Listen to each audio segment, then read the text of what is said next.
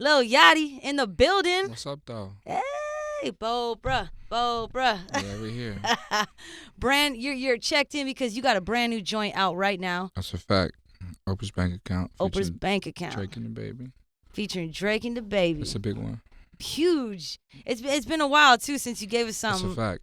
So it's exciting that you're here, and you gave us a movie to go with it. Yeah. I love the video. Thank you so much. Absolutely love it. One of my favorite parts is when you and Drake are talking about being light skinned and lips, and you make this face. Yeah. You had me dying. That's the face he makes. He makes that face in his Instagram poses. So I had so much fun doing that. Definitely. Was that all your idea? Or? Oh, for sure. Yeah.